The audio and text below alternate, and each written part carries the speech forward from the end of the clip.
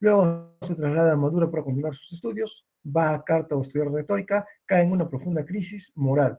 San Agustín, antes de ser San Agustín, tenía una vida, y en esa vida era una vida caótica, desordenada, era una vida problemática, porque estaba dedicada a la vida, al alcohol, a los placeres carnales y a todo eso. Obviamente, posteriormente lo va a dejar, ¿no? Lee a Hortensius de Cicerón y comienza a buscar la verdad. No entendía la Biblia y cae en los maniqueos que pretendían resolver el problema del mal con el dualismo. En esa búsqueda por la verdad llega a esta secta de los maniqueos, que es una secta fundada por Mani, que habla de la problemática o la dualidad del bien y del mal, y, y buscan el problema de resolverlo de la verdad. Sin embargo, San Agustín no va a encontrar lo que busca, va a encontrar que esta secta no va hacia adelante y se va a retirar. Viaja a Roma, duda de lo de todo y cae en un escepticismo. Se instala en Milán, los domingos asiste a misa y oye a San Ambrosio. San Ambrosio va a ser de vital importancia para San Agustín, ya que va a ser un sustento filosófico, pero también lo va a bautizar. Luego de todo este proceso, Santa Mónica va, que es su señora madre, fallece, sino antes haberlo visto convertido al cristianismo, puesto que ella era una ferviente cristiana y siempre estuvo preocupada por sí, siempre lo acompañó en todo momento. El obispo Valerio le pide que acepte ser sacerdote, pero este se resiste, pero cede al ver la voluntad de Dios. Este se resiste, ¿y qué va a suceder? Va a aceptar solo porque va a ver o va a tener una revelación en la cual un niño de una voz muy suave le va a pedir que acepte. Posteriormente va a ser auxiliar del obispo de Hipona y este obispo con el tiempo va a fallecer, tomando su lugar San Agustín de Hipona. Su proyecto filosófico de San Agustín, obviamente. Su pensamiento es fundamentalmente autobiográfico. Perdón, todas las narraciones, todos los o la mayoría de textos tienen un carácter autobiográfico. ¿En qué sentido? Él narra su vida y a través de esa narración de su vida nos va insertando su pensamiento y nos va insertando la doctrina cristiana. Su obra es una continua búsqueda de la verdad. Otra vez continuamos con eso, es fundamental en San Agustín. La continua búsqueda de la verdad es un problema muy grave en San Agustín. Y de la salvación moral. Nos dice que Dios es la verdad y la salvación del ser humano. Su filosofía ya es una primera filosofía de la historia porque hace una recopilación histórica de todo lo que sucede, tiene un carácter de relato, como les dije, estamos en este periodo patrística, que se busca una síntesis y al mismo tiempo busca que sea algo pedagógico, lo cual va a hacer que se extienda por toda la humanidad. Y contó cómo encontró la verdad y la salvación. Vamos a ver básicamente dos obras básicas de San Agustín. La primera obra que vamos a ver va a ser la de Confesiones. La Confesiones es la obra más famosa de San Agustín y la única que figura en la literatura universal.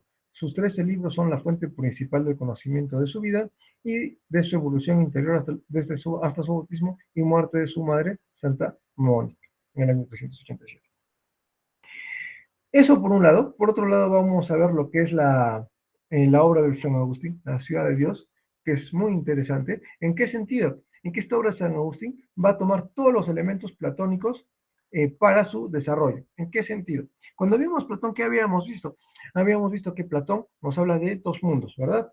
El mundo terrenal, que es este de aquí, eh, y el topos Uranus. ¿Qué va a hacer San Agustín? Va a agarrar exactamente lo mismo. ¿Qué va a decir? Allá hay dos ciudades, la ciudad de Dios y la ciudad terrenal. La ciudad de Dios va a ser equivalente a Topos Uranus y la ciudad terrenal va a ser equivalente al mundo sensible. Entonces, el mundo sensible, ¿cómo era según Platón? Corpóreo, en base a los sentidos, engañoso, fugaz, transitivo. Esas mismas características va a tener el mundo terreno. Ahora, la ciudad de Dios, esa ciudad de Dios es el donde habita, obviamente, Dios. ¿Y qué características va a tener? Va a ser única, perfecta, inmutable, compacta y todo eso. Entonces vemos esa analogía que va a asumir de Platón. Pensamiento netamente platónico, la ciudad de Dios. Sintetiza todo el pensamiento cristiano de la antigüedad, funda el pensamiento cristiano posterior, obviamente porque hasta la fecha seguimos viendo a San Agustín de Hipona como un representante de la iglesia. Hace un sistema completo de filosofía y teología. En filosofía se apoya en los neoplatónicos con su concepto de Dios y el alma, obviamente conceptos que también va a sacar, como mencioné, de los neoplatónicos. Estudia a profundidad la Trinidad, la gracia y el pecado original. San Agustín va a tomar como influencia a Platón, como lo dijimos, pero también va a tomar a Plotino, aunque va a conocer mejor a Porfirio, al quien también admira. Pero su pensamiento va a estar centrado en Platón y en Plotino. A la pregunta sobre si conocemos, obviamente va a decir que sí. Responde con su doctrina de la iluminación, que no es más que otra cosa que la sustitución a la doctrina de la reminiscencia de Platón y a la doctrina aristotélica de la abstracción. ¿Qué dijimos del alma? En el concepto platónico. Cuando analizábamos Platón dijimos que el alma conoce el topos unos porque ha estado ahí, reconoce el topos unos o tiene un innatismo, un recuerdo de que estuvo ahí. En este caso es muy similar, por no decir casi idéntico. El alma ha sido creada por Dios, entonces el alma sabe que ha sido creada por Dios, reconoce a Dios y a través de ella va a tener acceso a Dios. Entonces, el alma es quien conoce. Luego nos va a decir, Agustín prueba que el hombre no puede dudar de su existencia en el mismo momento en que se plantea esta posibilidad. Si soy capaz de preguntarme si existo, es que sí existo. Entonces, esto viene a la capacidad de duda del hombre. ¿Qué más? Y hemos visto que el hombre duda, que puede obtener la verdad. Hemos visto también que el alma es el que conoce. Entonces, vamos a ver cómo conoce el alma. Y nos va a decir que hay un primer conocimiento sensitivo. ¿Quién dijimos que conoce? El alma. Entonces, este conocimiento sensitivo se va a realizar por el alma a través del cuerpo, de manera, por tanto, inmediata. Luego, este hombre habita en este mundo, en un mundo físico, obviamente que ha sido creado por Dios. Entonces nos va a decir, el conocimiento de las leyes del mundo físico por medio de la razón inferior. Está en función de la razón, da origen a la ciencia y a las cosas temporales. Entonces acá ya se le da una atribución a la razón, pero solo para conocimiento de las leyes del mundo físico y del mundo natural y se llama razón inferior. Sin embargo, va a haber una razón superior. Esta va a ser a través del conocimiento de las verdades eternas y va a estar guiada por ideas de como justicia, bondad, belleza, etc. Este proceso se llama iluminación, que lo habíamos visto indirectamente, y es un nuevo modo de explicar lo que Platón explicaba por medio de la existencia de las almas y la doctrina de la reminiscencia. Esta función superior de la razón da origen a la sabiduría de las verdades eternas y a la vida contemplativa. Entonces, según San Agustín, ¿se puede alcanzar la verdad? Sí, efectivamente se puede alcanzar la verdad. ¿Y esa verdad dónde se encuentra? Se encuentra en Cristo y en la sabiduría. ¿Sí?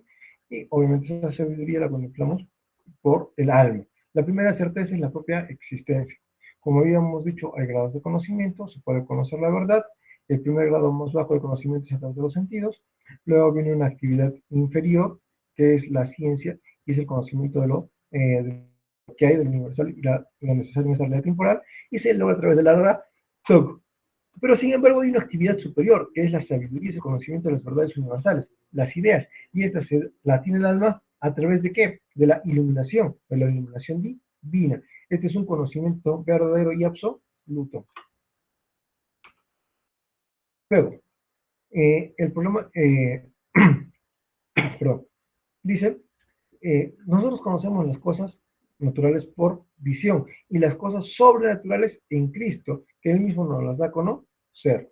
Luego nos va a decir, veamos este punto aquí, después admitió plenamente el papel de la fe que conduce a la verdad. Esto es muy importante en San Agustín. San Agustín nos va a decir que la fe está sobre la razón. Entonces, si yo quiero algo, cualquier cosa, primero tengo que tener fe y luego recién voy, después de eso, la razón. En otras palabras, primero creo y después entiendo. Primero tengo que creer para recién así poder entender. Si no puedo creer, no voy a poder entender. Entonces, después admitir plenamente el papel de la fe que conduce a la verdad plena que no podemos obtener con la razón. El cristianismo es la verdadera filosofía.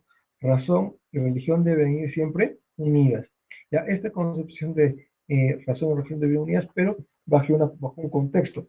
San Agustín nos va a decir que la filosofía es sierva de la teología y que la función es eso, de la función de la filosofía es servir, nutrir a la teología. Sigamos. El problema del tiempo, esto sí es un serio problema.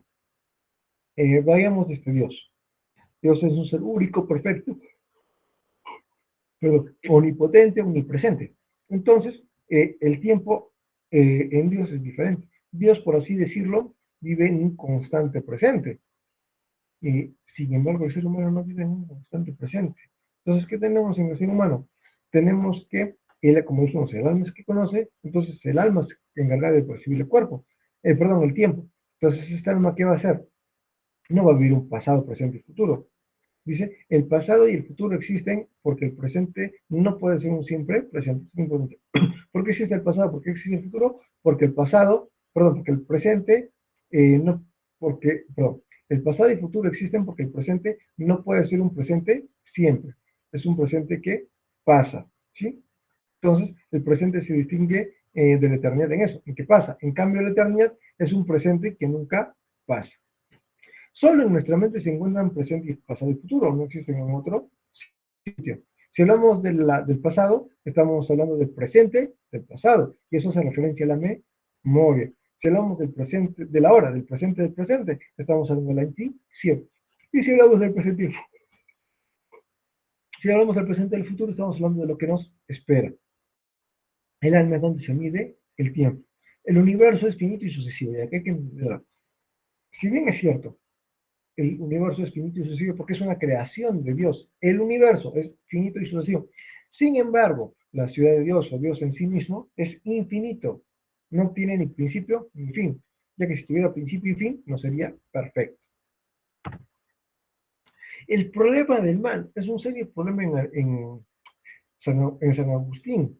San Agustín siempre se ha preocupado por esto de la verdad y también ahonda en este problema del mal y nos va a decir que tenemos que entender que primero Dios es el sumo bien, Dios es perfecto.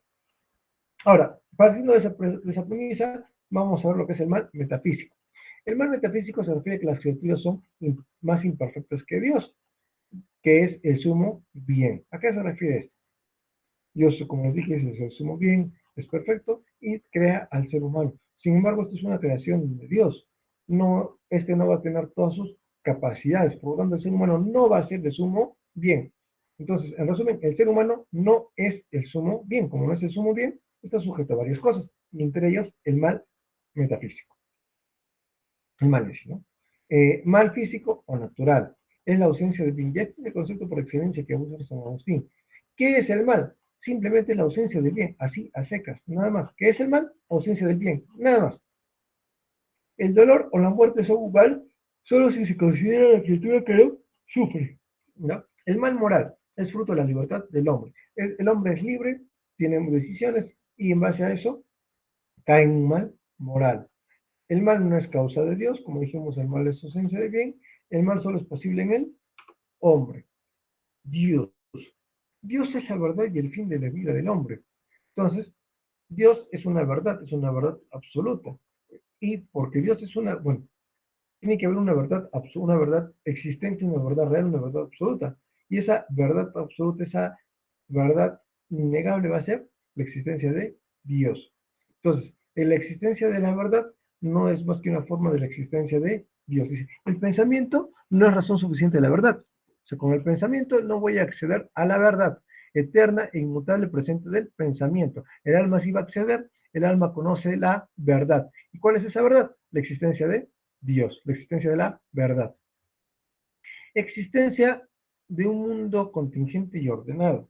Dice, el mundo en sí mismo proclama tácitamente que ha sido hecho. Este mundo pudo o no existir, sin embargo existe. Y no, no solo existe, sino que está ordenado, está guiado de una manera precisa, perfecta. Entonces, eso indica que existe Dios. Consenso universal. El poder de Dios es tal que no puede permanecer oculto a la razón. La razón misma nos indica o nos lleva al punto de que existe un Dios. La existencia de Dios es indecable. Sigamos. Antropología. El ser humano es la criatura más importante de toda la creación. Está compuesto por cuerpo y alma. Mientras el cuerpo va a ser una sustancia material, el alma obviamente va a ser una sustancia inmaterial. Esta sustancia inmaterial que es el alma tiene funciones cognitivas, tiene la razón, tiene el entendimiento, tiene memoria y tiene voluntad. Para San Agustín van a existir 5 leyes que solo vamos a mencionar, perdón, 4 leyes: ley positiva, ley natural, ley divina, ley eterna. Para San Agustín, la felicidad sí existe y sí es alcanzable. Sin embargo, la felicidad que nos pone San Agustín no es en este mundo, sino es en otro mundo. Entonces, la felicidad de esta vida es inalcanzable. En esta vida no se puede llegar a la felicidad.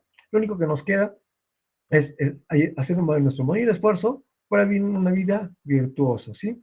Una vida que esté en alabanza a Dios y que esté colmado de su gracia. Pero la felicidad absoluta solo la vamos a encontrar en otra vida. ¿Y cómo es la felicidad absoluta en otra vida? Es contemplar la existencia de Dios.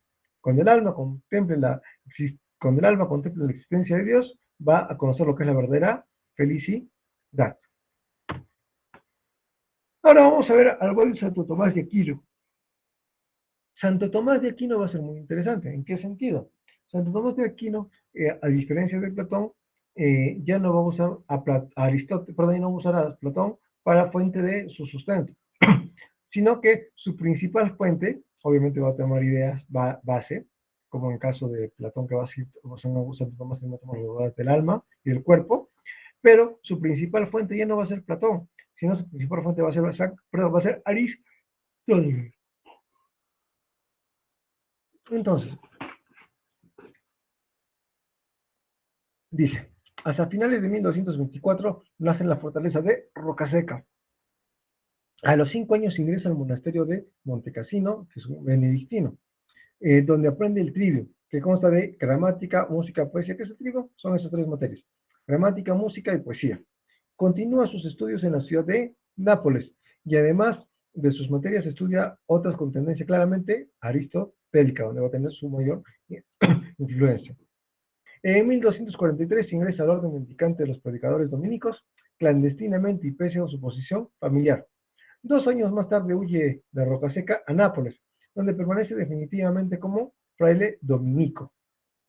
En 1247 se envió a París y después a la colonia, donde conoce a su maestro Alberto Mon, el cual también representará gran influencia en él. Ahora, luego de eso, eh, en 1252 ocupa una cátedra en la Universidad de París como tal de resistencia por su juventud. Tras 7 años de docencia vuelve a Italia y enseña en varias ciudades, como Agnia, Ovidio, Roma, diversas. Ahora, entre sus obras tenemos, estas las podemos clasificar en 3: en comentarios, obras mayores, obras menores. Cuando hablamos de sus comentarios, lo que más realza es comentario al libro de las sentencias de Pedro Lombardo. Cuando hablamos de sus obras mayores, tenemos la Suma, en la que destacan la Suma teológica y la Suma contra gentiles, que las vamos a ver ligeramente. Y en obras menores tenemos opúsculos. El proyecto de Santo Tomás de Aquino. Santo Tomás de Aquino va a ser igual una síntesis entre el cristianismo y la filosofía antigua, pero específicamente con la filosofía aristotélica. Y nos va a decir, el cristianismo puede ser comprendido distinto al aristotelismo convenientemente asimilado y depurado. De Aristóteles va a sacar varias cosas, especialmente lo que es el movimiento, y va a tomar ese concepto de acto y potencia, pero eso vamos a ver más que todo lo que es el movimiento. Síntesis de la doctrina cristiana. Sus 2 obras principales son la Suma contra Gentiles y la Suma teológica. Volvemos a contextualizar. ¿Dónde estamos? Estamos en la escolástica. La iglesia ya está establecida como entidad, sin embargo, está sujeta a varias críticas de diversas religiones, como musulmanes y judíos. Entonces, ante esto, ¿qué va a hacer Santo Tomás de Aquino? Va a escribir la Suma contra los gentiles, que es un escrito para ayudar a los misioneros en sus disputas con los musulmanes y con los judíos. Ahora, pero esto no acaba aquí. También tenemos otra connotación. Estamos en el estudio de las escrituras, estamos que esto tiene que mantenerse ya como un sistema. Entonces, ¿qué va a hacer Santo Tomás de Aquino? Va a escribir la Suma teológica, donde expone las verdades de la religión cristiana de forma apta para la enseñanza de los principiantes. No tiene un carácter polémico y se dirige a estudiantes de teología. Y está bastante caracterizada por la sistematización que tiene. Como dijimos, va a tener una influencia psicológica, vamos a ver el alma, una influencia ontológica, lo que es el movimiento, teleológica, la demostración de la existencia de Dios y otras características. Vamos a ver las pruebas de la existencia de Dios, y estas se encuentran en la Suma Teológica y están a través de las 5 vías de la existencia. Y obviamente la primera vía, como hemos dicho, va a ser el movimiento. La suma empieza con una consideración acerca del método a emplearse y continúa enseguida con la cuestión de la existencia de Dios por ser el punto fundamental sobre el que se apoya todo. Esta obra fue escrita por Santo Tomás hacia el final de su vida, pero quedó inconclusa. La Suma es un tratado que contiene todo el pensamiento cristiano del momento.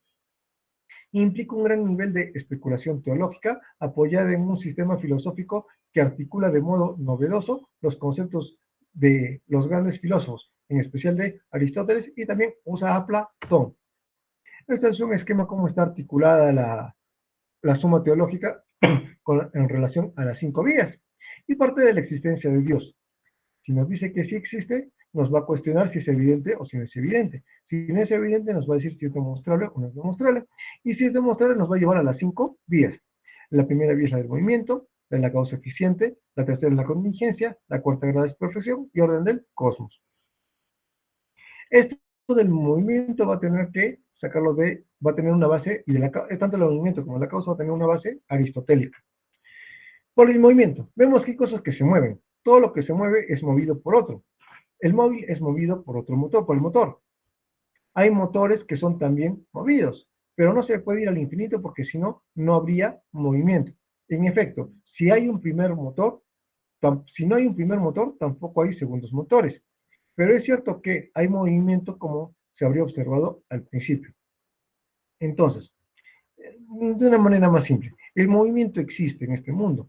Este movimiento que se da, por más pequeño que sea, ha tenido que ser originado por otro movimiento anterior a este. Y este anterior ha tenido que ser originado por otro movimiento anterior a este. O si lo vemos como los motores. Un motor va a originar su fuerza en base a otro motor. Este motor va a necesitar de otro motor. Cuando se refiere a motor, no lo vemos en motor de un auto, sino como motor, como una fuente generadora de movimiento. Entonces, este motor que genera movimiento tiene que ser originado por otro motor, o sea, otro que le genere movimiento. Y ese a su vez por otro motor que le genera también movimiento a eso. Y así podríamos remontarnos a una cadena infinita, lo cual no puede ser. Tiene que haber un primer motor, que este motor otorgue movimiento a todos los demás, a otro motor, y este así sucesivamente, o este motor otorgue movimiento a todos los demás motores, pero que a su vez este motor no sea movido, ¿sí? Algo que origine un movimiento, pero que al final ese movimiento que se origina no tenga un movimiento anterior a él. Y ese primer motor va a ser Dios. Entonces, ha de haber un primer motor que no sea movido. Y ese primer motor es Dios. Causa eficiente es muy similar a lo anterior. Observamos que hay causas que son causadas y que las causas tienen a su vez otras causas.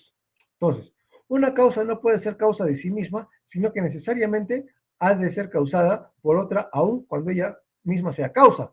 Las causas son causadas por otras y así sucesivamente, pero la secuencia de causas segundas no puede ser infinita. Visto de otro modo, A es causada por B es causada por C es causada por D es causada por E es causada por F, y así puedo seguir hasta el infinito y nunca acabar. Entonces, ¿qué es lo que nos dice esto? Que tiene que haber una causa que sea incausada, una causa que no tenga causa y que al mismo tiempo genere las demás causas. ¿Y eso existe? Sí, existe una primera y única causa, y esa primera y única causa es Dios. Contingencia. Lo primero que tenemos que entender acá en lo que es contingencia es que este mundo pudo o no haber existido. O sea, pudo que sí, pudo que no. Sin embargo, este mundo existió.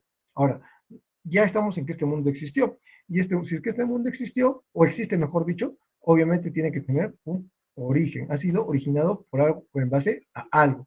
Entonces, esta es la premisa que va a dar a la tercera vía, que es la contingencia. Y dice, vemos que los seres en este mundo están sujetos a generación, un origen, y a la corrupción, porque son seres que llegan a ser, es decir, tienen un origen.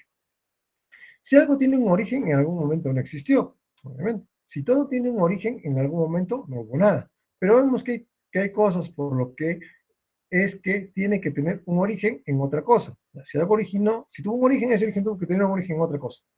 que no sea contingente sino necesaria. Tuvo que tener un origen en algo que puede que, no puede tener un origen en algo que puede o que no puede, sino tuvo que tener un origen en algo que sí o sí es necesario que exista. De ahí viene esta premisa. Esa necesidad para que este mundo exista va a ser Dios. Ahora bien, las cosas necesarias pueden serlo en sí o por otro. Este caso puede que, perdón, en este caso no puede haber una cadena infinita de seres necesarios porque, por otro, porque no existiría dado que su existencia es dependiente. Tiene que haber así un ser que sea necesario en sí mismo, y ese ser necesario en sí mismo es Dios. Los grados de perfección, esto también es interesante. Se puede constatar que en el mundo hay cosas que tienen distintos grados de perfección. Todo lo que tiene grados supone un grado máximo, según el cual decimos que algo tiene tal o cual perfección, según el cual medimos el grado de perfección. Ya vémoslo de esta manera. Más que perfección, vamos a mirarlo como complejidad en este ejemplo. Tenemos una hormiguita, tenemos un perrito, tenemos al hombre, tenemos la tierra y tenemos el universo. ¿Qué es lo que vemos ahí? Que cada ser o cada cosa es más compleja que el otro, ¿no? Un ser humano es más complejo que una hormiga. El planeta Tierra es más complejo que los animales. El universo es más complejo que todo lo anterior. Entonces vemos que cada vez hay más complejidad. y, con, y con esa complejidad hay hay un acercamiento a la perfección. Entonces tiene que haber algo sumamente complejo, algo sumamente perfecto. Tiene que existir una suma perfección. Y esa suma perfección solo puede ser Dios. Y la quinta vía, que es por el orden cósmico. Se puede observar que en el mundo hay orden, las cosas siempre tienden a su fin. Todo está funciona perfecto y armoniosamente. La constitución del fin implica el conocimiento del mismo. En seres racionales ocurre gracias a la inteligencia. En resumen, este ser que ordena las cosas a su fin es lo que llamamos Dios. Este es el ordenador por excelencia. Ahora vamos a ver la relación entre razón y fe. Claramente existe una relación. Sin embargo, a diferencia de San Agustín, Santo Tomás de Aquino nos va a decir que la razón es necesaria para llegar a la fe. No nos va a decir que la razón, no nos va a decir que la razón es segundo, sino en este caso nos va a decir que primero hay que entender para luego recién creer. Si no tengo entendimiento, no puedo creer, ¿sí? Ahora, esta razón se basa en las verdades de este mundo natural, mientras que la fe se va a basar en artículos de fe, en dogmas, en las santas escrituras. La interconexión de estas o la relación de estas va a permitir que yo demuestre o tenga la certeza en la existencia de Dios, en inmortalidad del alma y el origen del universo. Razón y fe nunca van a estar en contradicción. En especial la fe. La fe es, como yo les dije, artículos de fe es la palabra de Dios. Entonces, esta nunca va a estar equivocada. Pero entonces, ¿qué pasa si hay contradicción? Muy simple. Si hay contradicción, es en base a la razón. La que se ha equivocado al emitir los juicios es la razón. Entonces, ¿qué tiene que hacer la razón cuando hay equivocación? Tiene que revisar sus argumentos. ¿Por qué? Porque simplemente la fe no va a estar equivocada. Entonces, ¿por qué hay preámbulos de fe? Porque hay verdades necesarias para la salvación y deben ser impuestas por la fe. La fe es infalible. Las verdades debido a la posibilidad de error, perdón, debido a la posibilidad de error es de la razón. Ponen manifiesto las fuentes del conocimiento, razón, filosofía. Ya. ¿Qué más podemos mencionar de esta relación eh, fe y razón? La fe ayuda en la construcción, perdón, la razón ayuda a la fe, ¿en qué sentido? En que le ayuda a organizarse, ¿sí? Para su organización científica. Le sirve de arma dialéctica para enfrentarse a todos los que ataquen la fe. Le otorga datos científicos para esclarecer los artículos de fe. Ahora, la fe ayuda a la razón como criterio de verdad extrínseco y negativo. La fe es un criterio de verdad, es verdad absoluta, en un carácter extrínseco porque la fe está fuera de la razón. La razón tiene límites. La razón va a llegar a explicar solo ciertas cosas. Hasta cuando llega la razón, hasta ahí puedo explicar. Sin embargo, de ahí para adelante, solo me queda la fe. Y la fe me va a dar verdades absolutas. La fe no es punto de partida de razonamientos filosóficos. Conclusión. Si hay contradicción, el filósofo debe revisar sus razonamientos, sus premisas, sus conclusiones para corregir sus deficiencias. ¿Qué más? Dios existe, es una proposición evidente en sí misma, pero no para nosotros. Entonces, esto es demostrable. ¿En qué sentido es demostrable? A priori, hemos visto que el alma ha sido creada por Dios. Entonces, el alma es una parte de Dios, el alma reconoce a Dios y va a prescindir de la experiencia y va a entender que esto, que el alma es parte de Dios. Ahora, a posteriori va a estar basado en la experiencia y de ahí va a sacar lo que conocemos como las 5 vías de la existencia de Dios. Entonces, con esto hemos concluido esta lección. Vamos a pasar a lo que es la parte de la práctica. En la práctica vamos a resolver básicamente las preguntas de la época medieval. Dice, el camino a la felicidad está en Dios. Dios es fuente de nuestra felicidad y meta de nuestro apetito. Concibe a la felicidad como gozo de la verdad. Cada hombre es lo que ama. El texto hace referencia a, estamos en la práctica 3, en la pregunta número 5. Ya. Dice, desglosemos. El camino a la felicidad está en Dios. Si es que decimos el camino a la felicidad está en Dios, obviamente estamos hablando de filosofía medieval. ¿Sí? Dios es nuestra fuente de felicidad. Ya, hasta acá, nada nuevo, porque tanto como para San Agustín como para Tomás de Aquino, Dios es la fuente de toda felicidad. Y la meta de nuestro apetito, sigamos sin darnos algo distintivo. Hasta acá, las dos premisas son verdaderas, tanto San Agustín como Santo Tomás. Obviamente no vamos a tomar las demás alternativas porque estamos en filosofía medieval. Entonces Sócrates no tiene nada que ver, Zenón tampoco, Epicuro no tiene nada que ver porque estamos hablando de la contemplación de Dios. Y dice, concibe la felicidad como gozo de la verdad. Ya, esto es lo que nos va a hacer la distinción y nos va a llevar a la respuesta. Concibe la felicidad como gozo de la verdad. ¿Qué filósofo de la medieval nos va a hablar de la verdad? Va a estar obsesionado con la verdad. Desde que era joven quería la verdad, luego se metió en una secta para ver el problema de la verdad, luego en el cristianismo buscó la verdad, y en su filosofía tiene un carácter narrativo y búsqueda de la verdad. Solo existe uno que hemos visto con todas esas características. Y nos estamos refiriendo nada más y nada menos que a San Agustín de Hipona. Entonces, la pregunta 5, la respuesta va a ser la D. Siguiente pregunta. ¿Qué filósofo se inspira en la teoría platónica mostrada en la siguiente imagen para explicar la idea del bien? Veamos. ¿Qué es lo que vemos aquí? ¿Qué filósofo se basa en esta imagen para explicar la idea del bien? Obviamente, filósofo medieval. ¿Sí? Entonces, ¿qué vemos aquí? Estamos viendo una caverna, estamos viendo una figura que hace referencia al mito de la caverna. Veamos entonces. A. Tomás de Aquino. ¿Puede ser Tomás de Aquino? No, es imposible que sea Tomás de Aquino. Tomás de Aquino tiene una inspiración aristotélica. Y al ver una inspiración aristotélica, tiene otros conceptos. Y esta imagen que vemos ahí, ¿pertenece a una concepción aristotélica? No. Entonces, no tiene nada que ver con Aristóteles y tampoco tiene que ver nada con Tomás de Aquino. B. Plotino. Plotino sirve de referencia a quién? A San Agustín. San Agustín conoce y usa a Plotino. Pero, ¿esta imagen tiene algo que ver con Plotino? Absolutamente nada. C. ¿Tiene que ver con Epicuro de Samos? Peor, no tiene nada que ver. ¿Con Aristóteles? No, no tiene nada que ver. Como dijimos, Aristóteles sirve de sustento a Santo Tomás de Aquino. Esta imagen, ¿a quién vemos que está ahí? Pertenece a Platón.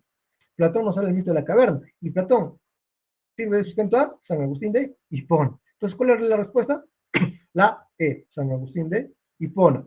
7. El mal para San Agustín es la presencia del demonio. No hemos hablado nada del demonio sobre este momento. Hemos hablado sobre el mal y que el mal puede ser metafísico, puede ser un mal moral o de diversa índole, pero no tiene nada que ver con un demonio. La consecuencia de no rezar, ¿algo tiene que ver no rezar con todo esto? No, absolutamente nada. El no rezar no tiene nada que ver con el origen del mal. Desobedecer las reglas del hombre como de Dios, tampoco. De ausencia de bien. Ya, esto es perfecto.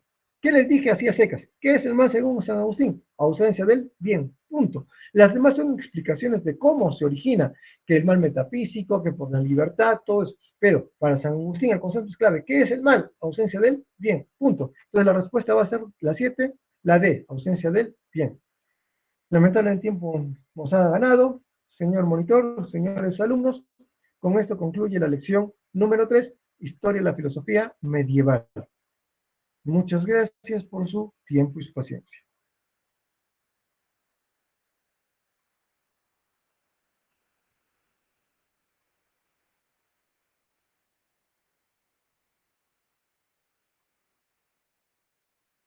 No hay por qué, cuídense ustedes también. Hasta luego. Hasta la próxima. Cuídense. Nos vemos.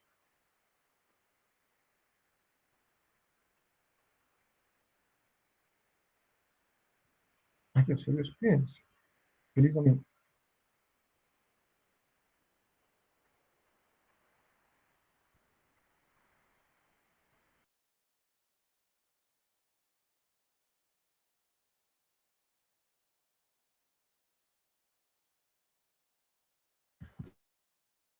Ya chicos, el profesor se ha retirado, la clase ha terminado. Voy a, terminar la grabación, ¿sí?